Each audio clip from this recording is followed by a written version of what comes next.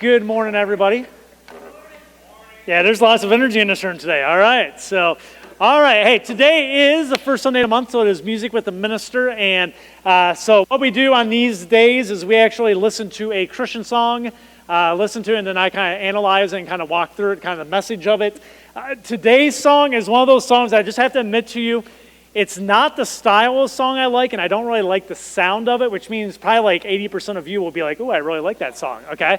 I don't know. It's just not my thing, but I will say this. The message is so good, I couldn't not use it. So it's got an incredible message. It's from the artist called Josh Wilson, and the song is called Dream Small. How many of you have actually heard the song already? Okay, so just a handful of you, okay? It's called Dream Small. What it does is I think it deals with one of the driving forces of why most people find dissatisfaction in their life on a pretty regular basis. You see, everybody wants to feel like their life matters while they're here. Everyone wants to make it feel like they've left some type of an impact on this earth before we are gone from it. And everyone wants to feel like they've accomplished something of meaning with their life. But the reality is that many people feel like they have never succeeded at that in their lives. And so it leads to a place of apathy. It leads to a place of dissatisfaction.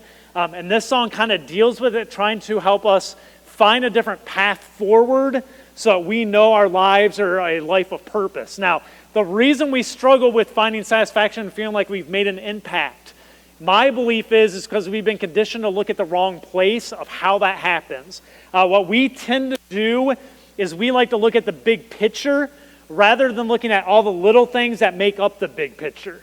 So we're always looking for like this big grand event to happen and go, now my life has purpose, now my life had meaning. Instead of looking at what truly makes meaning in a life of contentment, which is doing the little things day after day. What we tend to do is things like this. Like we see pictures like these, and we just celebrate this.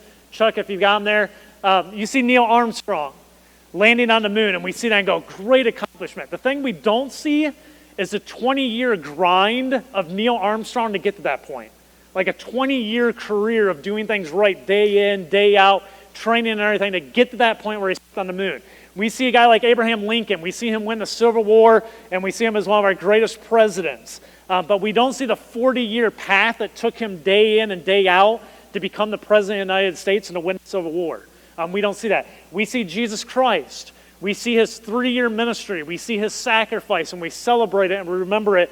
But we forget a lot of times there's a 30-year story before all that of just a daily grind of him just living life that we don't have much information about, but 30 years that he lived before we even get to the parts of the gospel and reading about his story. So what we have to do to find the true impact in life and really make a mark on this earth before we leave is we have to readjust how we look at things and stop looking at the big and sometimes just start focusing on the small. So let's listen to the song together as he kind of lays it out.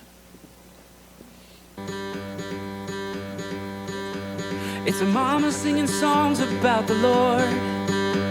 It's a daddy spending family time the world says he cannot afford. These simple moments change the world. It's a pastor at a tiny little church. 40 years of loving on the broken and the hurt. These simple moments change the world.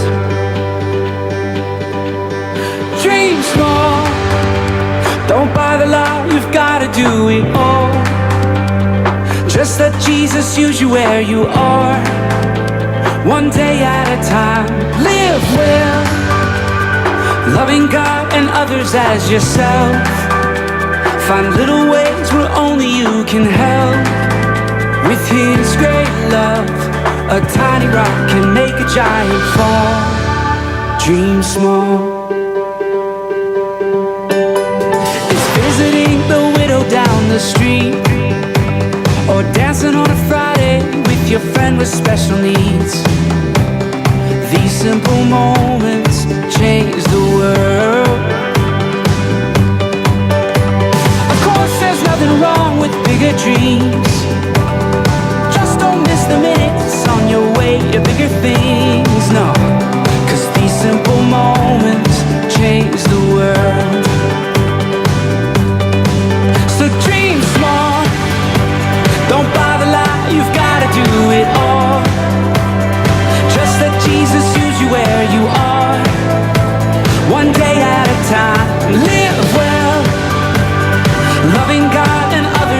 yourself. Find little ways where only you can help. With His great love, a tiny rock can make a giant fall. So dream small. Keep loving, keep serving, keep listening, keep learning, keep praying, keep hoping, keep seeking, keep searching. Add up the small things and watch them grow bigger. The God who does all things makes oceans from rivers. So dream small. Don't buy the lie, you've gotta do it all. Just let Jesus use you where you are. One day at a time, live well, loving God and others as yourself. Find little ways where only you can help. With His great love, a tiny rock can make a giant fall. Yeah, 5 loaves and 2 fish, He feed them all. So dream small, dream small.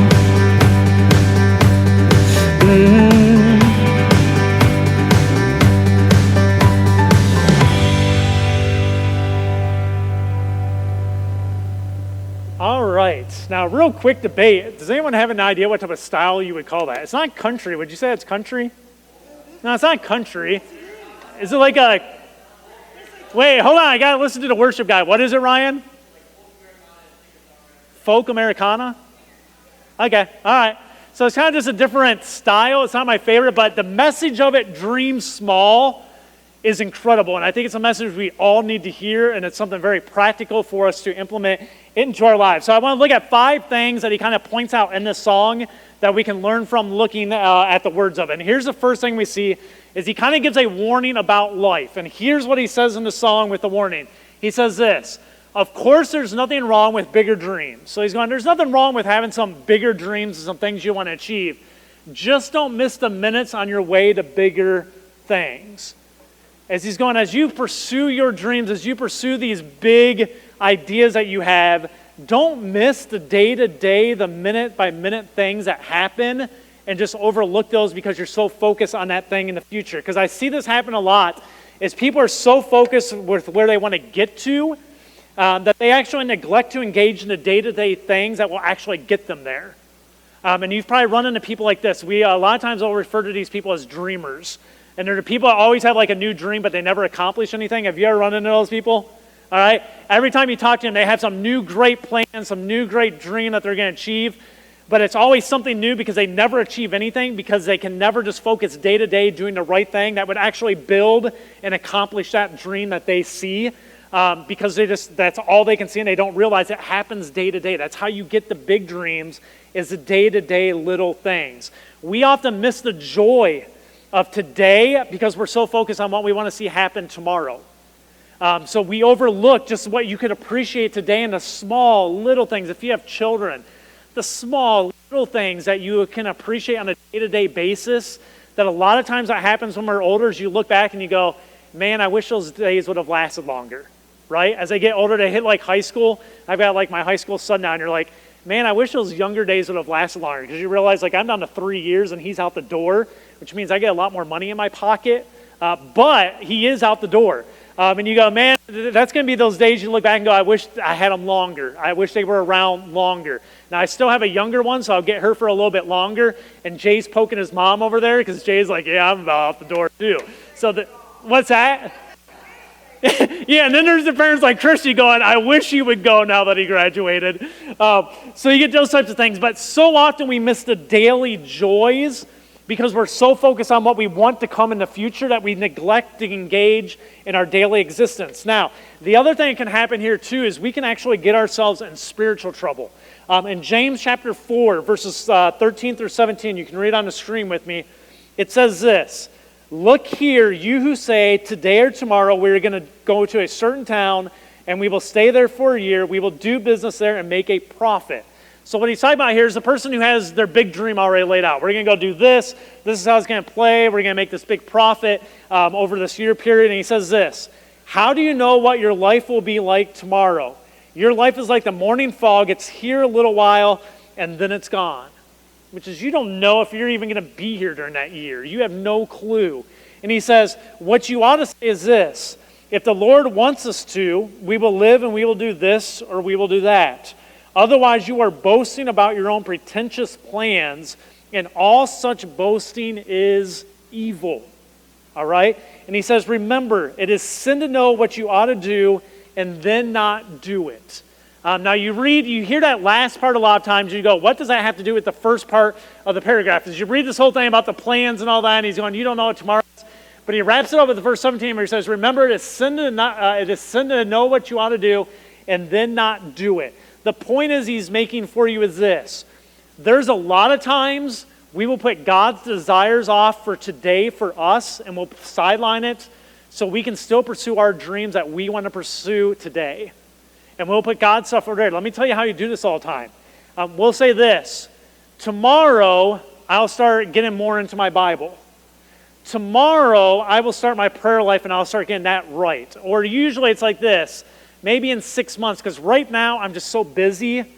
God's stuff has to go on the side right now, and I just got to do my stuff. I got to take care of me. I got to take care of the things I got to get done. So God, you're going to sit over here for a little bit, and I'm going to sideline you while I take care of my dreams. And once I'm done with my dreams, I'll get to your stuff, and I'll start doing your stuff. Now, if you've ever been there, how often does it end up you just continue in your own stuff and you never get to this? Right?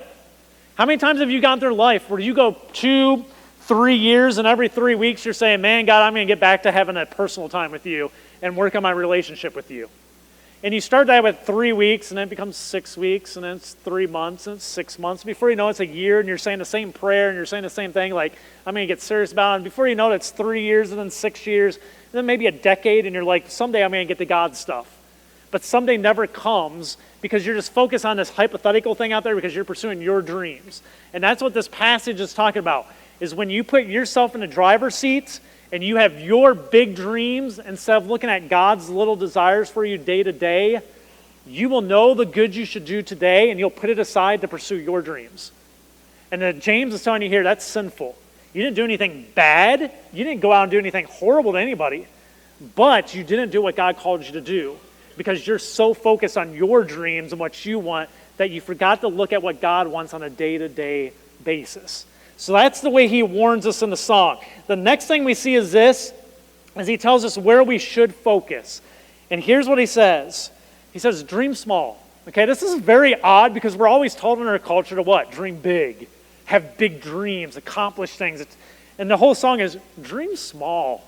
Just dream small about things. He says, don't buy the lie you have to do it all.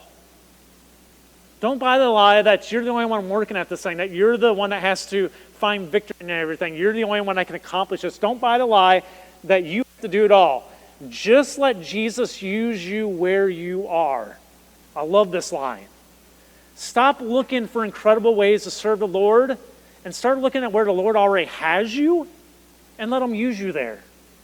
Okay? Stop looking for the big project, the big thing that you can put your name on and say, look what I did for God. And look where you are in your job, in your community, in your relationships with people and go, God, just use me here, I'm already here, to do your work and have an impact for you. Use me here. So he just says that. Let Jesus use you where you are. One day at a time, live well. Each day, just live well. That's all it takes. He says, loving God and others as yourself. Find little ways where only you can help. So find a little niche that only you can do. Here's the thing. Every one of you sitting here right now has a unique opportunity to impact certain people because you have a relationship with them that I don't have. And Christy has a relationship that Ann doesn't have. And DeMarcus has a relationship that Gideon doesn't have. We all have unique individuals in our life that only we can touch and that we can have an impact on. And he's saying, look for those things that only you can help with. And he says, with great love, a tiny rock can make a giant fall. Who's he referencing here? A tiny rock can make a giant fall. What's that? David. Okay, David and Goliath. And if you know the story of David and Goliath, what you have with David and Goliath, you have this little kid who shows up with all these men, seeing this guy taunt God's armies and mock God, and all these men are going, I don't want anything to deal with that, and I'm petrified. And you see this little kid, David, he's 13 or 14 at the time, show up and go, why is this guy sitting here mouthing off to our God and calling us all losers and saying God's not the real God and God's a horrible... Why is he doing that and you all stand here and do nothing? I'll go take care of this guy. And everyone goes, no, you can't do that. And his response when the king says you can't do it, David's response is this: I've been doing this stuff my whole life. Every day I'm out with with my sheep. I'm just a shepherd, and I've killed lions. I've killed different things. I've come for them with my bare hands. I've seen God use me in little ways. Why would I assume God's not going to take care of me here when I deal with this issue? And you see David going, he has confidence. Why? Because he's already seen little things where God has taken care of them and used them to do miraculous things. And he goes, God will take care of this one as well. And so you see with David, this dreaming small, the little things add up to a large confidence that develops into a huge story that everybody knows, which is David and Goliath. But it didn't start there. It started years before that when he saw God's hands on little things in his life. Then he says this, yet 5 loaves and 2 fish can feed them all. How many did it feed? Okay, we know 5,000 men, probably about 15,000 is the theory, about 15,000 people. They're sitting out, there's a group of people, they can't go to eat, they're kind of hungry, and Jesus says, instead of sending them away to their towns, just have them all sit down and we'll figure out what we can do. And one little boy comes up. And all the little boy has is he has 2 fish and he has 5 loaves of bread. And he goes, this is all I got. And Jesus says, I can use that. And Jesus feeds 15,000 people with a miracle there, taking 2 fish and 5 loaves. And he uses this little kid's meal and he provides for 15,000 people. And all the kid was doing is, this is all I got, use it. And sometimes we need to go before God and go, God, I don't know how to accomplish the big stuff. But I do know I'm here now, and this is all I have. Take it, use it, do what you can with it. And I guarantee you, God can do bigger things with it than you ever dreamed he could if you're just willing to allow yourself to be used by him. He says this, to wrap that little series up, he just says, dream small. Okay? Dream small. Dream of the daily little things you can do. In Colossians 3:23, it says this, work willingly at whatever you do, as though you were working for the Lord rather than for people. Okay?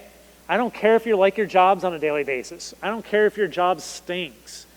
You go to your job and go, I'm not working for that company. I'm not working for that person.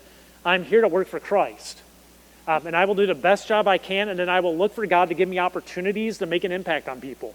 And that's what my job becomes. If you have a job that you hate, does anyone in here hate their job? Now, I know you might not be able to say it publicly. You don't like going to your job, and you just go, this is a worthless place.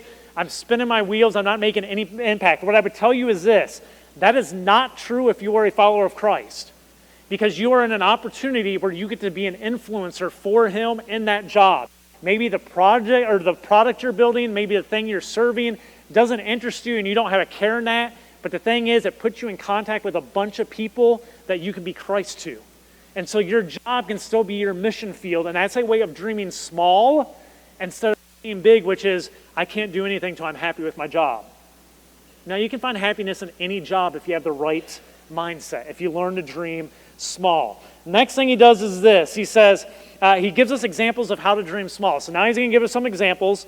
One of them he gives is this. It's a mama singing songs about the Lord. Okay, to her kids. Simple. Anybody does that. How many of you sing to your kids? Okay?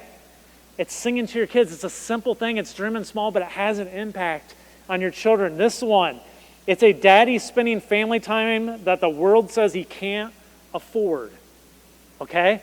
It's you men who think you have to be career driven, who your kids have to respect you because you have some respectable job and you got to the higher echelons within your company or something, and that's what you're pursuing, because then your kids will look up to you and go, no, it isn't. It's taking some time with your kids and just spending time with them. That's all children care about. That's how you make an impact on them. They don't care what your job is. They don't care how important you are in your job. They just care that you're there.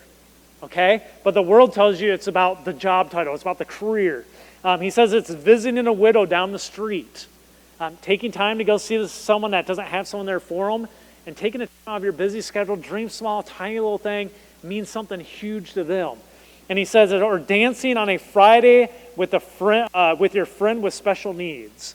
One of the things I love, if you know Tim Tebow, he does this thing now where they do like the prom nights for the special needs kids.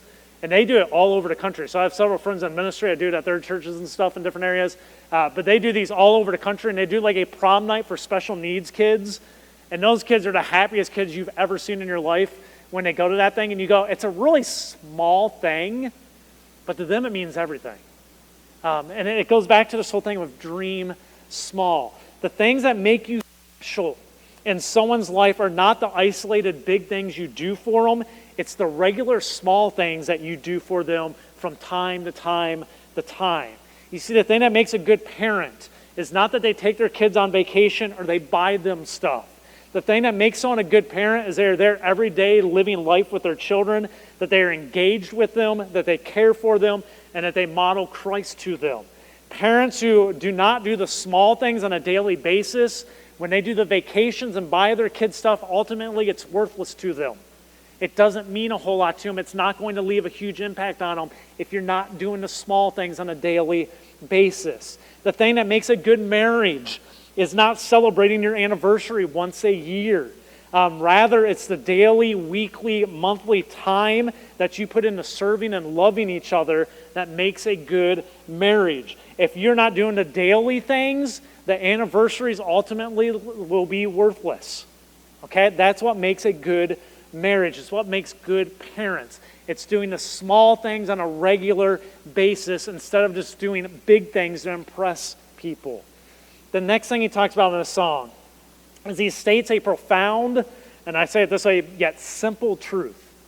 Okay? And it's this. These simple moments change the world. These simple moments change the world. Tiny little things. Every day, in and out little things. Living well in your daily life.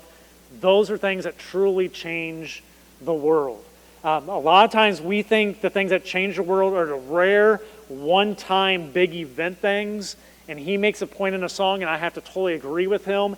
It is the simple little things you do on a daily basis that will change the world. Most of us do not get rare, one-time, big event things ever crossing our path.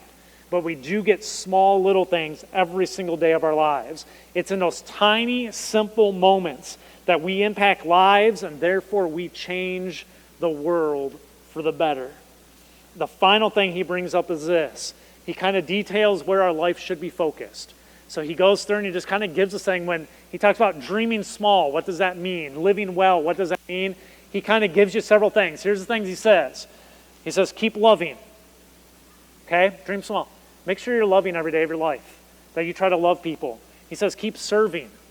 Make sure you're serving other people, sacrificing for other people. Make sure you're serving. Keep listening. Okay? People need to hear and have someone that knows they care about them. The way you show care for people is you listen to them. Not tell them things, not give them everything, just by simply listening. It's a small thing. It lets people know you care because you want to know about them instead of just telling them about you or what you think they ought to do. He says this, keep learning. So keep improving, learning better ways to influence people. Keep praying. Okay, we talked about this a couple weeks ago. Keep hoping. Keep seeking. Keep searching. And he goes, these are things you should be focused on in your life. And he says it this way, add up the small things and watch them grow what? Bigger. Okay? Let me just give you a few examples of this for a minute. If you are not healthy in shape, do you get in shape in 2 days? No.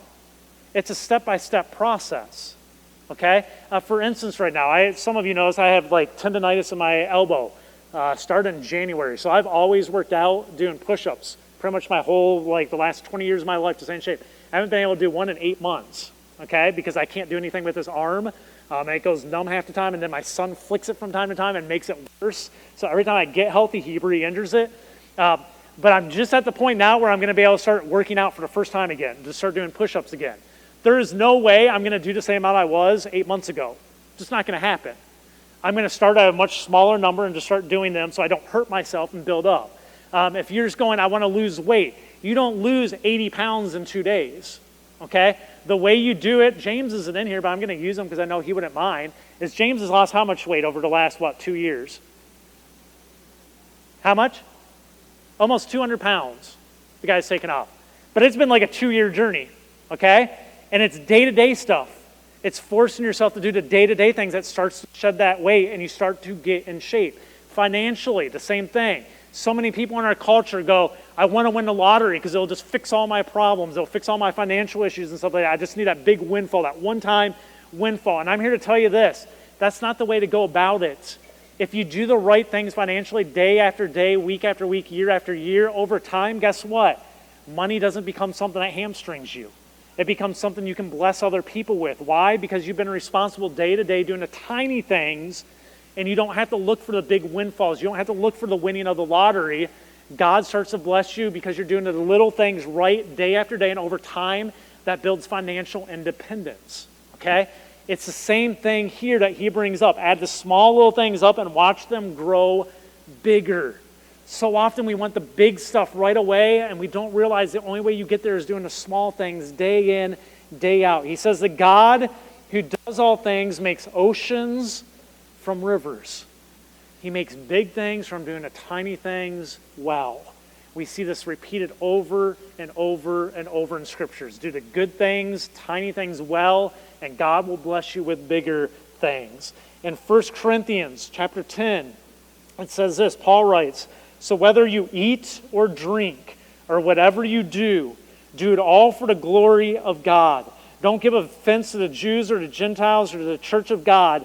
I too try to please everyone in everything I do. I don't just do what is best for me. I do what is best for others so I do what is best for others so that many may be saved. So Paul just goes, I don't focus on me all the time. I don't focus on my dreams all the time. I focus on the kingdom. I focus on others. I focus on trying to please them and impact them day in, day out so that God might save many of them. That's what I'm trying to accomplish.